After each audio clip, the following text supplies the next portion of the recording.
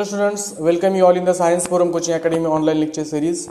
Today we are going to discuss about next concept of our chapter current electricity and that concept is potentiometer. ठीक आहे, तर आपण या सेशनमध्ये पोटेन्शियोमीटरचं principal पाहणार आहोत आणि पोटेन्शियोमीटर हे इन्स्ट्रुमेंट व्होल्टमीटरपेक्षा कसं बेटर आहे याबद्दल सुद्धा आपण डिस्कशन करणार आहोत. पोटेन्शियोमीटर हे सर्किट पाहण्यापूर्वी किंवा पोटेन्शियोमीटर हे इन्स्ट्रुमेंट पाहण्यापूर्वी व्होल्टमीटर काय आहे हे सर्वांना माहीत असणं अत्यंत गरजेचं आहे. कारण व्होल्टमीटरचा फंक्शन आपल्याला माहिती, आपण क्लास 11 मध्ये शिकलेलो आहोत की व्होल्टमीटर काय करतो, व्होल्टेज ड्रॉप मेजर करतो. परंतु कधी कधी काय होतं की हा जो व्होल्टमीटर आहे हा व्होल्टमीटर आपल्याला एकदम ॲक्युरेट रिझल्ट देत नाही आणि म्हणून आपण पोटेन्शियोमीटरचा यूज करत असतो. समजणार ना.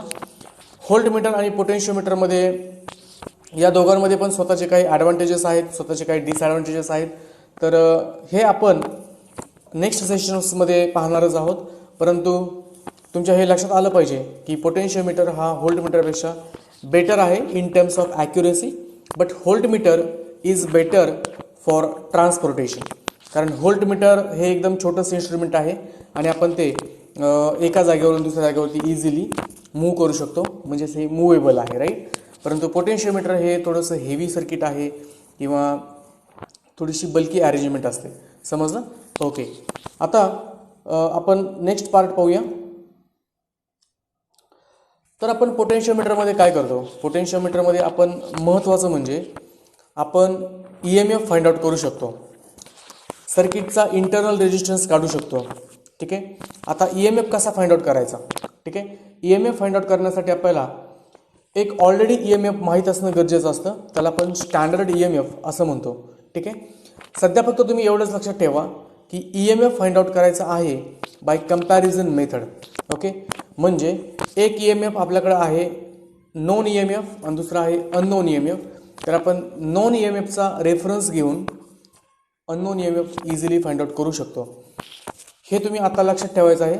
पुढे गेल्यानंतर आपण ज्यावेळेस ॲप्लिकेशन्समध्ये जाऊ त्यावेळेस तुम्हाला हे प्रॉपरली समजून जाईल. ठीक आहे.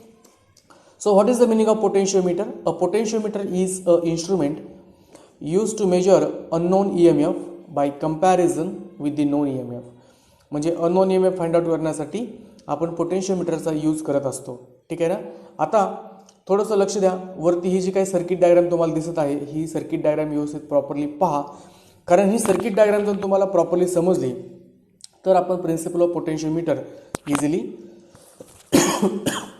इझिली अंडरस्टँड करू शकतो. ठीक आहे. ओके, तर आता पोटेन्शियोमीटरमध्ये ही आहे एक वायर AB. ही वायर AB आपण एक असा वुडन सरफेस घेतो आणि वुडन सरफेसवरती ही वायर आपण फिक्स करून ठेवतो. कन्सेप्ट लक्षात आला. ही वायर AB जी आहे आपण वुडन सरफेसवरती एकदम चिपकवलेली आहे.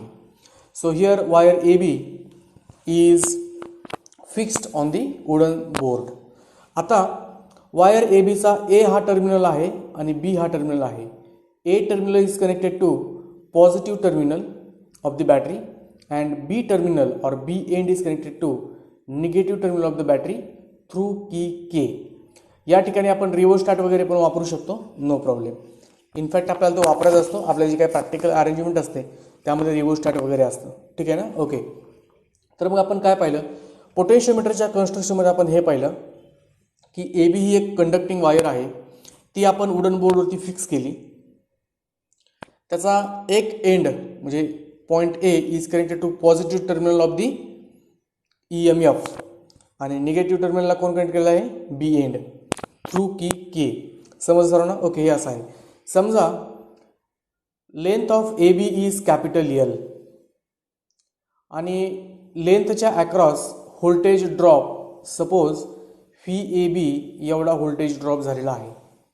आपल्याला हे सर्वांना माहीत आहे, एखाद्या वायरची लेंथ वाढली की त्याचा रेजिस्टन्स वाढणार आहे.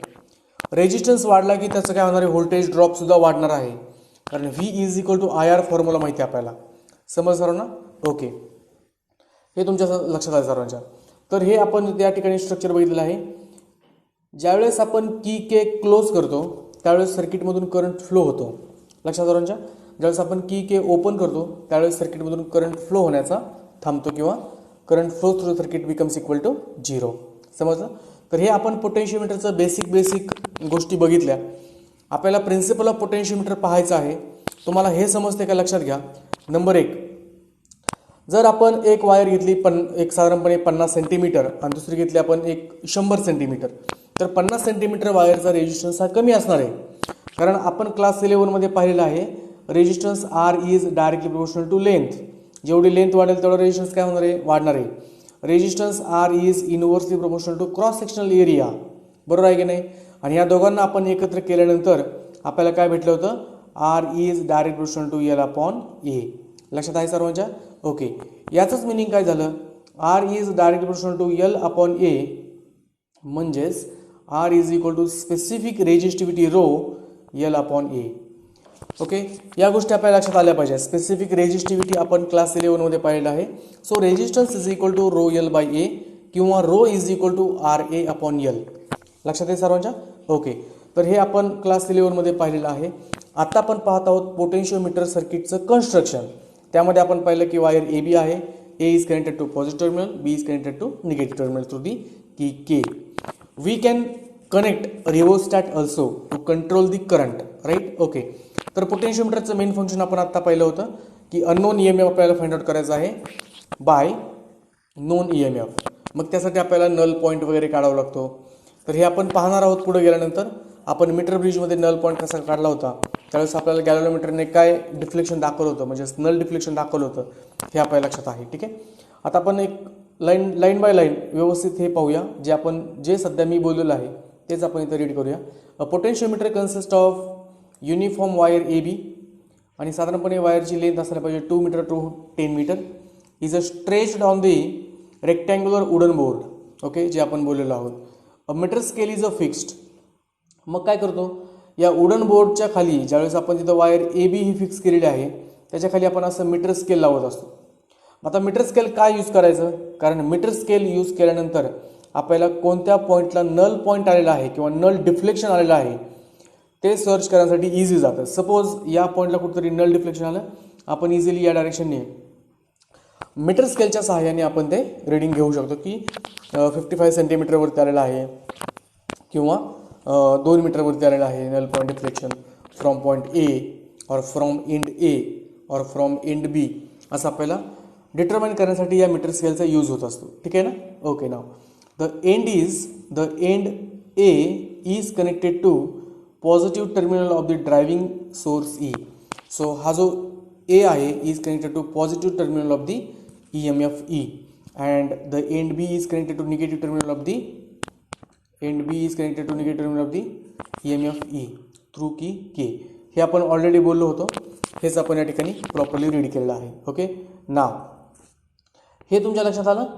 आता आपण एक काम करूया की हे सर्किट कसं चालू करायचं. त्यासाठी आपल्याला ऑब्विसली की के क्लोज करावी लागेल. सपोज वेन की K is closed current flows through the circuit, बरोबर आहे की नाही. मग करंट या सर्किटमधून फ्लो होईल फ्रॉम ए टू बी. समजलं. Okay, when K is closed current flows through the potentiometer from A to B. आता प्रिन्सिपल काय आहे मी तुम्हाला जस्ट सांगितलेलं आहे, काय की लेंथ वाढली रेजिस्टन्स वाढेल, रेजिस्टन्स वाढला व्होल्टेज ड्रॉप वाढेल. तेच प्रिन्सिपल आहे.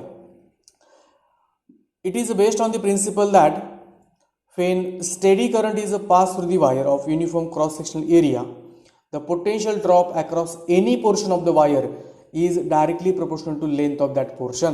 म्हणजे जेवढी जास्त लेंथ तेवढा जास्त पोटेन्शियल ड्रॉप. आता समजा ए बी एवढी लेंथ आहे, या लेंथ ए बीला मी कॅपिटल एल मानतो आणि voltage A B is directly proportional to length L. हे प्रिन्सिपल आहे. When we flow the current through the circuit, then voltage drop across any point is directly proportional to length of that portion. समजलं. Okay, आता जर समजा आपण एक काम केलं, या ठिकाणी पी पॉईंट कन्सिडर केला, तर पी पॉईंटची ए पासून असणारी लेंथ आपण स्मॉल एलच म्हणूया. मग यावेळेस काय होईल, voltage drop across or voltage drop between A P is directly proportional to length A P, that is nothing but small L. हे आहे तुमचं प्रिन्सिपल. समजलं सर्वांना. येस, नाव हे आपल्या लक्षात आलं. So let us move ahead. तर या पर्टिक्युलर केसमध्ये आता आपण पाहूया, हे सर्किट तुमच्या लक्षात आलेलं आहे, हे आपण ऑलरेडी पाहिलं आहे. या पर्टिक्युलर केसमध्ये आपण परत एकदा डिस्कशन करूया. Potentiometer wire A B of resistance R. तर ए बी या वायरचा रेजिस्टन्स किती आहे, resistance R, and length L is stretched on the wooden board. हे डिस्कशन झालेलं आहे. The source of EMF of negligible resistance. आता EMFचा इंटरनल रेजिस्टन्स आपण या ठिकाणी शो केलेला नाही. आता शो केलेला नाही म्हणजे EMFचा रेजिस्टन्स कसा झाला, निग्लिजिबल. काही सर्किटमध्ये आपण इंटरनल रेजिस्टन्स स्मॉल आर हा शो करू शकतो. Okay, through K. The source of EMF of negligible resistance is connected to wire AB through key K. हे आपण बोललेलो आहोत. Let sigma is equal to R by L. आता या ठिकाणी सिग्मा कोण आहे, तो कसा आला, तो फिक्स असतो का, याबद्दल आपण डिस्कशन करूया. परंतु त्यापूर्वी मी तुम्हाला जे एक एक्सपेरिमेंट सांगणार आहे तो तुम्ही केअरफुली ऐकायचा. समजा आपण एक कॉपर वायर घेतली आणि कॉपर वायरचा 1 मीटर लेंथचा रेजिस्टन्स आहे 5 ओहम. तर 5 मीटर लेंथ असणाऱ्या कॉपर वायरचा रेजिस्टन्स किती होईल, 1 मीटरचा 5 ओहम, तर 5 मीटरचा किती 25. तर 10 मीटरचा किती होईल 50. तर 100 मीटरचा किती होईल 500. बरोबर ना.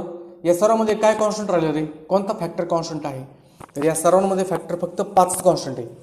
1 मीटरला 5 ओहम आहे म्हणजे 1 × 5 = 5. समजा 5 मीटरला किती होईल 5 × 5. 10 मीटरला किती होईल 10 × 5. 100ला किती होईल 100 × 5. आले का उत्तर. म्हणजे 5 हा जो फॅक्टर आहे हा फॅक्टर कॉन्स्टंट आहे. समजलं. तर या फॅक्टरलाच आपण काय म्हणत असतो, रेजिस्टन्स पर युनिट लेंथ.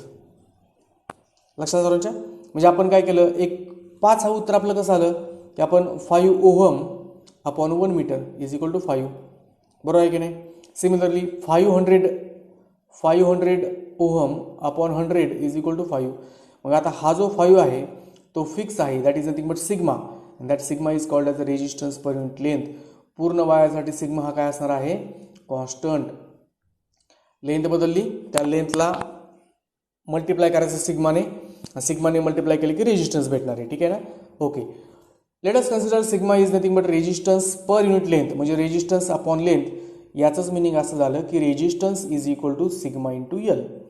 म्हणजे लेंथ आपण बदलली की त्याला सिग्माने फक्त मल्टिप्लाय करायचं. सिग्माची व्हॅल्यू आपल्याकडे 5 आहे, मग आपण त्याने मल्टिप्लाय करायचं. ठीक आहे, 5 इंटू काय लेंथ असेल ते, मग त्या ठिकाणी आपल्याला रेजिस्टन्स भेटेल. समजलं सर्वांना.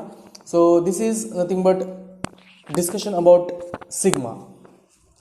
सिग्मा काय आहे, resistance per unit length. Okay, now आता आपण एक डिस्कशन प्रॉपरली करूया. लेटस कन्सिडर काय, आता हा जो ए बी पॉईंट आहे, let's consider phi A B is a potential difference across the wire A B.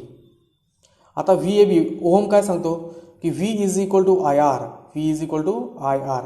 आता ए बीसाठी V A B is equal to I into resistance R A B होईल की नाही. परंतु आपण रेजिस्टन्स आर ए बीलाच capital R म्हटले. So V A B is equal to काय भेटेल आपल्याला, आय इंटू आर. आता आपण ॲक्च्युली याचं एक्सप्लेनेशन पाहतोय, वर्किंग पाहतोय. समजलं, आय इंटू आर. हे समज सर्वांना. ओके, हे सर्वांना लक्षात आलं. Therefore V A B is equal to I.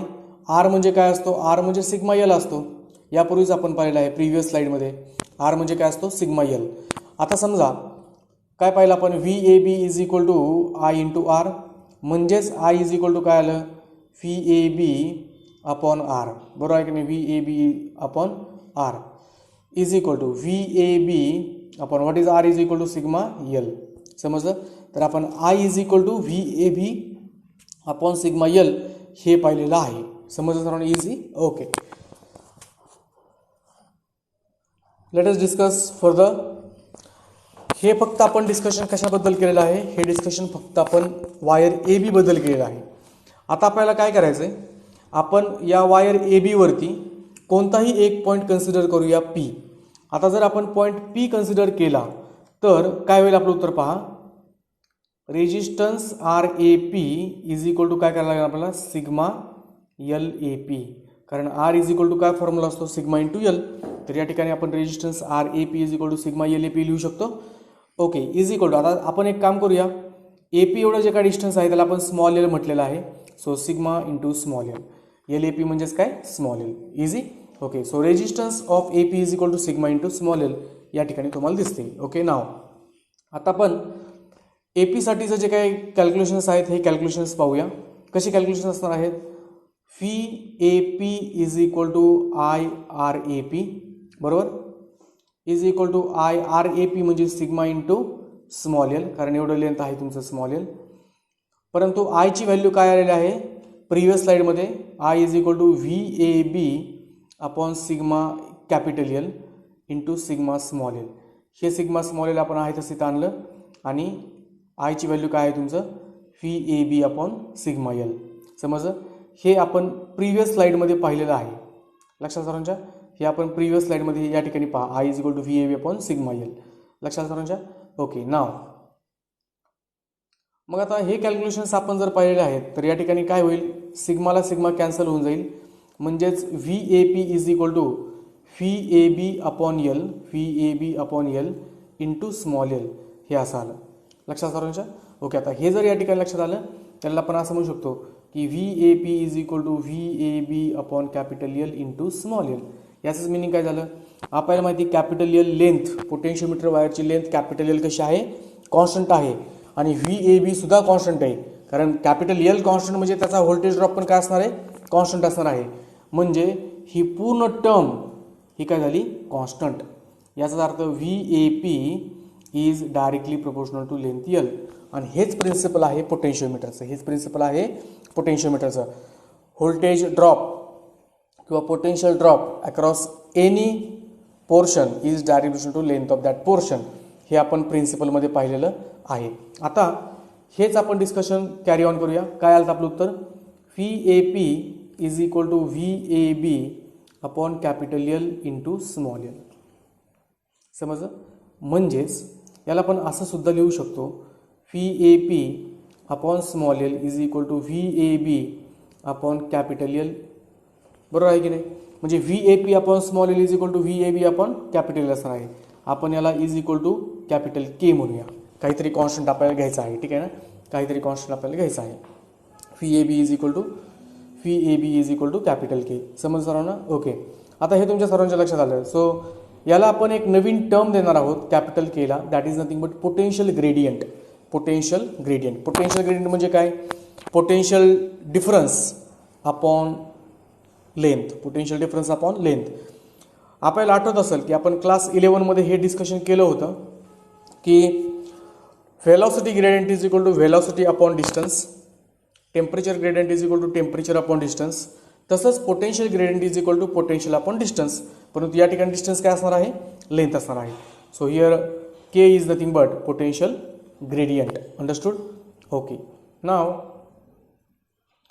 या ठिकाणी तुमच्या हे लक्षात आलं की VAP is equal to VAB upon L into small L हे आपण पाहिलं. स्मॉल एल आणि कॅपिटल एल वेगळे वेगळे आहेत आणि हे पण डिस्कशन आपण यापूर्वीच्या स्लाइडमध्ये गेलेलं आहे.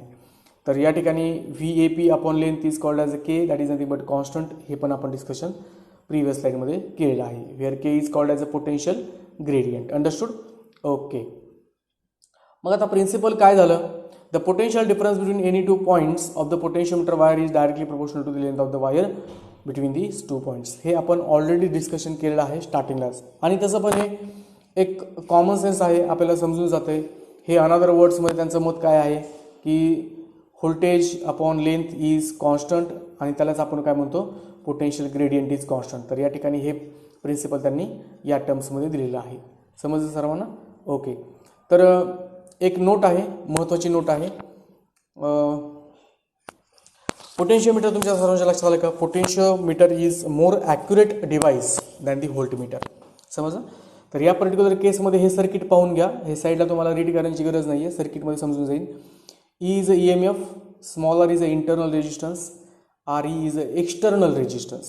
कधी कधी हे REला ते नुसतं R पण कन्सिडर करतात, काही प्रॉब्लेम नाही. रिओस्टॅट जर असेल तर त्याला आपण RH म्हणूया. काय म्हणूया आपण त्याला RH. लक्षात सर्वांच्या. कधी कधी रिओस्टॅट पण दिलेला असतो. ठीक आहे. ओके. मग या ठिकाणी आपल्याला हे जे काही डिस्कशन आहे किंवा याचे जे काही व्हॅल्यूज आहेत त्या व्हॅल्यूज काढायच्या आहेत. पहा कशा व्हॅल्यू काढतो आपण. या ठिकाणी जर तुम्ही व्यवस्थित पाहिलं, आपण आता एक कन्सिडर करूया काय की आर ई हा एक्सटर्नल रेजिस्टन्स आहे, आर एच हा तुमचा रिओस्टॅटचा रेजिस्टन्स आहे, आणि आता आपल्याला काय करायचं आहे, के व्ही एल वापरायचं आहे. के व्ही एल वापरताना तुम्हाला माहीत आहे हे एक्सप्रेशन कसं लिहायचं, कसं लिहिणार, plus E minus I R E परत मायनस आय आर एच परत minus I small R is equal to 0, बरोबर ना. हा सिक्वेन्स अँटी क्लॉकवाईज वगैरे वगैरे तुम्हाला माहिती आहे. म्हणजेच plus E is equal to काय भेटेल आपल्याला, हे सगळं प्लस होईल, आय कॉमन घ्या, ब्रॅकेटमध्ये R E external resistance of the wire plus R L plus R H plus small R, आणि या ठिकाणी आयची व्हॅल्यू काय येईल, I is equal to E upon R E plus R H plus small R, आणि हेच या ठिकाणी तुम्हाला दाखवलेलं आहे. समजलं सर्वांना. Okay, I is equal to E upon let us say R H R आणि आर ई. ओके, या खालच्या टर्म्स मागं पुढे झालं तरी चालते. ठीक आहे. Now what is a potential gradient. Potential gradient म्हणजे आपण पाहिलं जस्ट काय की V A B upon length L is equal to V A P upon small L is equal to some constant that is called as a potential gradient. मग potential gradient म्हणजेच P G म्हणजेच K is equal to V A P upon L V A B upon L, बरोबर आहे की नाही. मग तुम्हाला sir हे दोन गोष्टी समजल्या, परंतु आय सिग्मा कुठून आणलं.